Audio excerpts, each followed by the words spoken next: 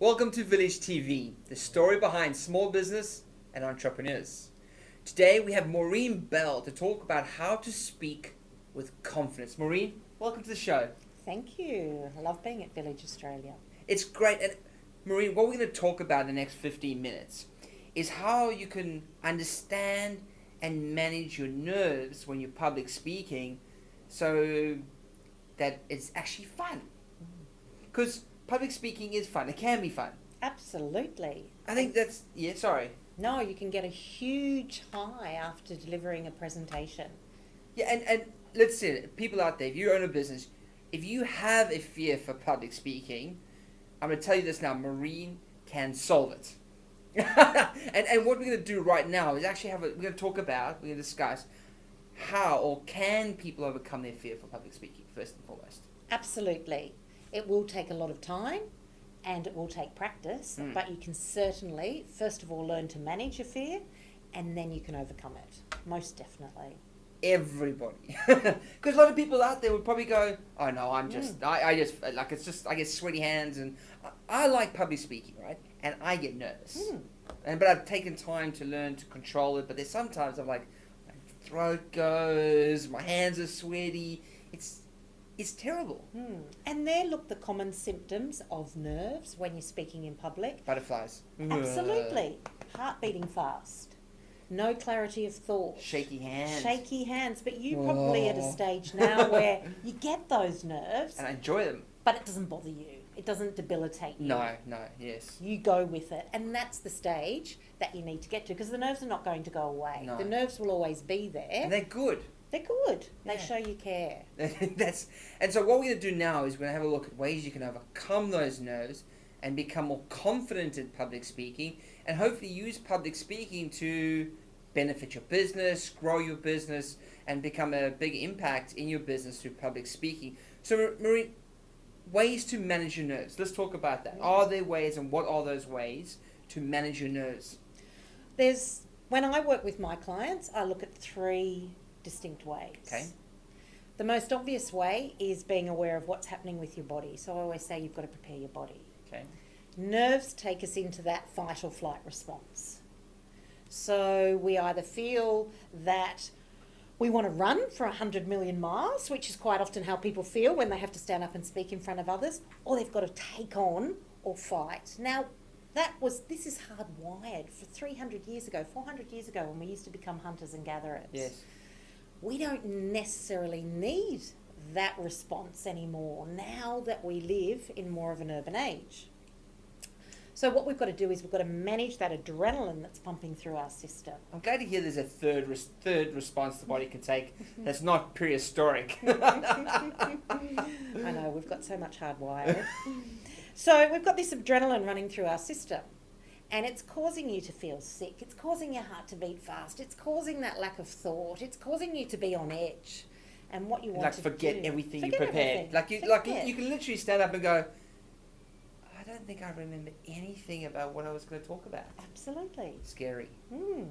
So you've got to learn. It is. And the body's doing that to you because it stresses or senses a stressful situation. Okay. And it's trying to protect you. But you don't necessarily need to be protected when you're speaking in front of many people or speaking in public. But what you do need to do is know how to address that adrenaline. Exercise is a really good tip to get that adrenaline out of your system. Another really good tip just before you go on to speak, deep or belly breathing, diaphragmatic breathing, which is where you breathe into your belly. Okay. And it's been proven, if you do it, it will calm your heart rate. More oxygen to the brain, greater clarity of thought. Okay. So instead of starting off with your mind racing, your body wanting to run, you're a lot calmer and in control. So that's one way to manage your fear. The second way is you've got to understand what's going on up here in your mind. Because there's not much. Well, believe me, there is a lot going on in some people's minds. So it's getting in control of your thoughts. Okay. Because your mind creates your thoughts, and your thoughts creates your behaviour, and that affects your body language. Yes, okay. So it is really, really important that you're aware of what's going on in your mind. Typical thoughts people think, I can't do this. I'm useless. I'm boring. I'm going to forget everything I'm going to say. And whilst those thoughts are going round and round in your mind, guess what's likely to happen? You're going to forget everything, be boring. You're going to be boring and probably will be useless. Yes. So you really have to address what's going on in your mind. So that is managing your mindset, being aware of your thoughts. And then the last area is preparing your presentation, preparing what you want to say and making sure that you are comfortable with what you're saying. Okay.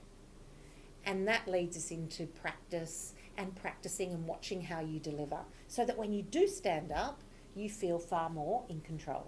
Love it. So basically it's looking after our body in terms of breathing correctly, getting our body into the right position to present. Is that what we're saying? Secondly, we got to think about what are the thoughts going through our minds to make sure that they're positive, they're focused, and we know what the job we're going to deliver. Absolutely. And the third one is to practice beforehand so that it's almost like a muscle memory, I guess, in some way that you can go through. So let's talk about how important it is to practice, because you just spoke about that. What can people do, or how do people go about practicing before they're public speaking? You don't have to do, I guess, depends how much, the more practice, the better at the end. It's like everything, but you can do practice just beforehand, the night before. What can be done? Well, practice is absolutely vital because most people get to a stage where they'll write their presentation. But how you write and then how you speak is very, very different. We tend to write more formally. And then when people get up to deliver their presentation, they stumble over words, the phrases are not correct, they're not comfortable. So it's absolutely imperative that you practice it. You say it out loud. You're comfortable with how you've written it. You're comfortable with the order that you've put the presentation in. Okay. So firstly is to say it out loud. The second importance, or the second reason why I stress practice, is that you can practice making mistakes. The audience don't know what's coming next. No. They don't know what's coming out of your mouth. So if you forget a point or put one point first and it should have been second, they have no idea, and that normally stumbles presenters, and then they let everyone know they've made a mistake, whereas you can just practice making mistakes. You can practice if you've got props, if you've got slides. Practice to reduce the unknown, because that's what most people are afraid of with public speaking, is they don't know what to expect. Whereas if you can reduce the unknown, it'll make you speak with a lot more confidence. I like that. And I guess that is true when it just becomes a force of habit there when you're delivering your speech and you feel comfortable, you know what's going to happen. Definitely practice. It's like anything. Whether you're a sportsman, whatever you do in life, the more practice you put into it, the more comfortable you're going to be in delivering it. Absolutely. And that's the analogy I always say, that if Roger Federer was going out to the Australian Open, he wouldn't go out there without practicing. Yeah. He would warm up his mind, he would warm up his body, and these are the techniques that you also need to do when you are speaking in front of people to give yourself the best chance of performing well. Fantastic. So let's talk about you're presenting. It's a big audience, or even a small audience of 12 people. One of the biggest challenges I had when I started public speaking, what made me really nervous, was you got the content down packed, but it's then the engagement with the audience and making sure you're not just rambling off your 10-minute presentation or your half an hour public presentation, but it's actually getting the audience to feel like they're engaged and involved in it. I find when they're engaged, I'm engaged, I can speak from the heart. But if they're not engaged, my goodness, it's like it's the worst 30 minutes of your life. So how do we get more people engaged in our presentation?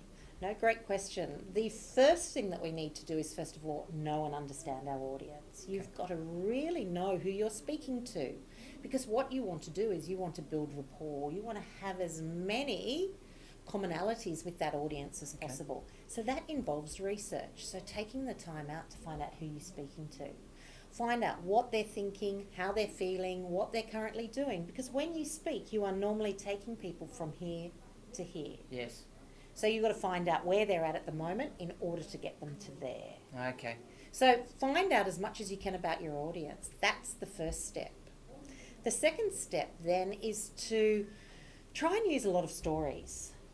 Okay. Stories are incredibly powerful because everyone loves a good story. Yes. When people say, let me tell you a story, people normally lean in, They open themselves up because we've been raised telling stories. And people connect. They can connect with their own life through stories, I guess. I love stories. You like wander away and you can feel like, yeah, I've been there, done that kind of thing. Yeah. And that's exactly what stories do. They put the audience in the story. Nice. They're there. They add emotion. And when people feel, they're more likely to remember. Because people don't always remember what you say, but they'll always remember how you made them feel. So if you can get that emotion happening, stories are incredibly powerful. Cool. There you go. And another particularly powerful way to engage an audience is through the use of questioning. Okay. So you might ask rhetorical questions where you don't expect an answer, or you might ask questions to the audience and want an answer. Okay. But questions are powerful because they get the audience thinking, and then they get them involved. And particularly if you've done the right research and you know who you're talking to, it is so much easier to use questions because you can get them involved. You can find out what they're thinking, their thoughts, and that really helps when you are presenting. So it's just not all a one-way street of the presenter doing the talking. You're also getting the audience doing the talking as well. Nice. I think that's such relevant, you know, if you're speaking to a room full of CEOs or you're speaking to a room full of kids, you know, you're going to tell different stories and engage them in different ways, and then you're going to ask different questions, and it's got to relate to who they are, where they've been, and the experiences they've been. And I think the more playful you can be, the more people remember you in so many ways. And I've been to so many great presentations where the guys used stories or analogies to explain a point that he could have spent 10 minutes boring us to death with, but he's had some fun with it, and you're like, you'll never forget it. You'll never forget it. And I think I love it when you're having fun with the audience, because you forget that you've got the stressful presentation to deliver. That's right. Absolutely right. Oh, that's amazing. So, look, there are a lot of business owners out there. They're always looking for good pieces of information. What key advice would you give to someone who wants to start public speaking to grow their business? I hear it all the time. I hear excuses like, I can't speak in public, I can't do it, I've had a bad experience in the past. That's only going to increase your fear, and fear will not go away. Action will decrease the fear. So I would say set yourself small milestones. Okay. Set yourself up maybe to go to a networking group and deliver a 60-second pitch. Okay. And from there work on it. And every time you do it, it will get easier. Nice. But if you sit at home and you let that fear grow, it will grow and it will escalate and it will become a problem. So take action. Yeah, that is. I mean, I went from never public speaking to public speaking a lot, and the change it made was huge. And you're going to have to make mistakes. I think that's the first thing. You're going to have to make mistakes. You're going to have to fail. And I want people to know out there that the failure is a good thing. People will watch and go, they've been through it themselves. They know what it's like. But you can watch people grow and grow and become so useful. Now, Maureen, you work with a lot of business owners to grow them from a point of fear of public speaking to being comfortable, but not just comfortable, but being good at it. What's your secret? Everyone asks her this. However, you've got a great audience out there. I mean, is it just practice? Surely it's more than that. I think two important factors. One, you have to be your authentic self. That everyone is different, and that's what people find endearing. Okay. The way you speak, the way I speak, the way other people speak is totally different.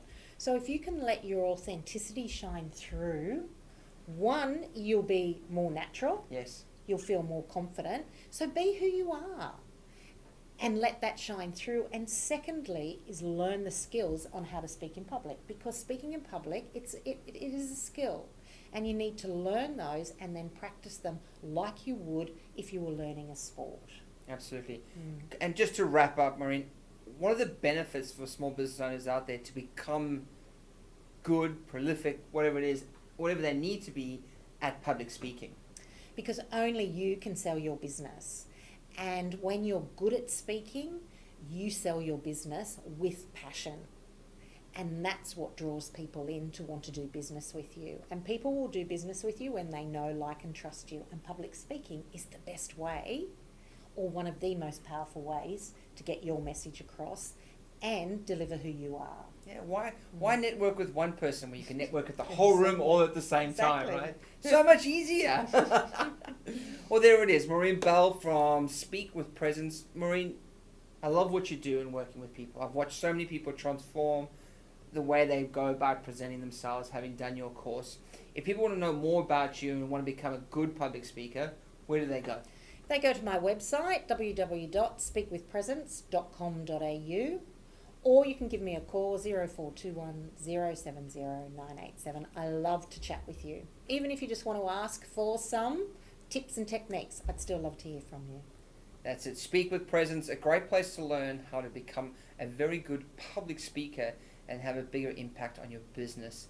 And Village TV, if you want to learn a lot more great tips from business owners, make sure you subscribe to Village TV and you'll have access to people like Maureen Bell and a lot more experts out there. Maureen, thank you so much for being part of this. I can't recommend highly enough to become a good public speaker. It will not hurt you, it will only help you.